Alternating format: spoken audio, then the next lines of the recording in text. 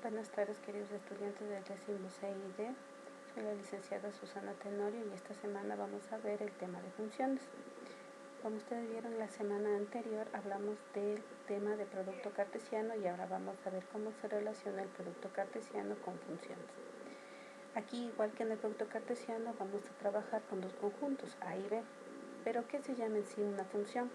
Una función se viene dada entre un conjunto A y un conjunto B, en donde hay una correspondencia tal que cada elemento de A le corresponde un único elemento de B.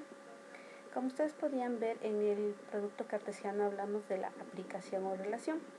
Bueno, dentro de la relación, nosotros los nombres del conjunto A y del conjunto B los habíamos también reconocido como en el conjunto A con conjunto de partida, y en este caso se llama también variable independiente, y el conjunto B con conjunto de llegada, y ahora se llama también variable dependiente.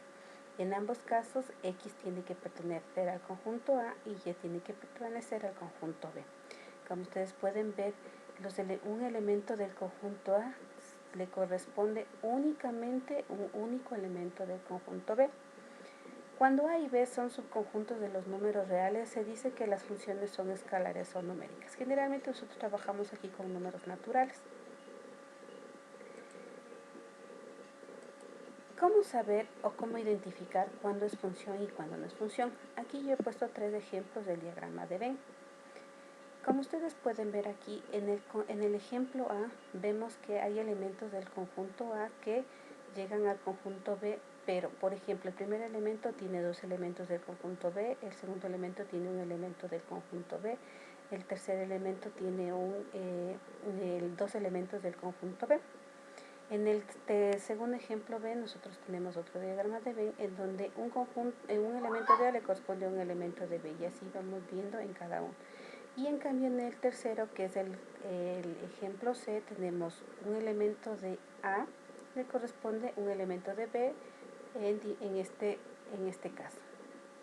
Entonces, si analizamos el primer ejercicio, podemos decir que el primer ejemplo A no es una función porque a un elemento de A le pertenecen 2 elementos de E. Y la definición de función es que un elemento de A le corresponde un único elemento de B, nada más. Entonces aquí, en este caso, en el ejemplo A, no es función.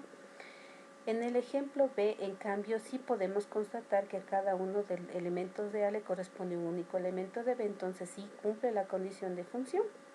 Y en el ejemplo C vemos que a un elemento de A le corresponde un elemento de B, sí. Un elemento de A le corresponde un elemento de B, sí. Un elemento de A le corresponde un elemento de B, sí. Entonces también corresponde a una función. Una vez que ya hemos analizado bien los ejemplos a través del diagrama de Venn, podemos también observar que la función nosotros podemos representarla de las siguientes maneras. Nosotros a la función podemos representarles por notación de conjunto, que es lo que hemos estado viendo, por extensión y por comprensión. Podemos hacerlo por fórmulas, que es como comúnmente se le menciona a la función, que es donde está la definición que decía f de x es igual a 2x. También podemos nosotros representarle por un diagrama de Venn, que es lo que acabamos de ver en el ejemplo anterior. También podemos formar por una forma tabular, o sea, hacerle por una tabla de datos, y también hacerle una representación gráfica, o también le decimos diagrama cartesiano, que es utilizando el plano cartesiano para verificar a la función. Pero la función también consta de tres componentes principales.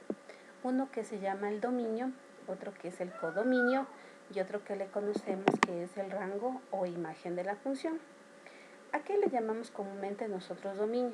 Llamamos dominio de la función al conjunto de partida o al conjunto A o a la variable independiente, como ustedes le quieran llamar, es decir, a todos los elementos de X, y se le denota o se le podría leer o se le puede representar como dom f entre paréntesis de f es igual a los elementos que estén en el conjunto A o en el conjunto de partida o en la variable independiente.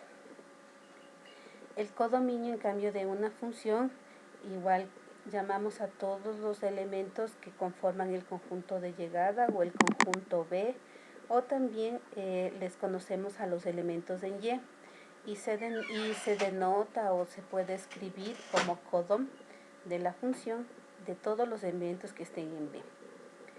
Pero el rango, nosotros también le conocemos aquí al rango o como imagen de una función, y le llamamos rango o imagen de la función al subconjunto de elementos de B que están relacionados con los elementos del dominio. Es decir, que tiene que exactamente haber un elemento que dentro del codominio puede haber algunos elementos de Y, pero en el rango solo va a haber ciertos elementos que sean compatibles con el conjunto de partida, que es el conjunto A. Para que me entiendan mejor, aquí hay una gráfica clara, ¿no? Entonces yo tengo aquí un conjunto de dominio, un codominio. Como ustedes pueden ver, en el codominio yo tengo los elementos 1, 2, 3, y en el codominio tengo los elementos 3, 6, 9 y 12.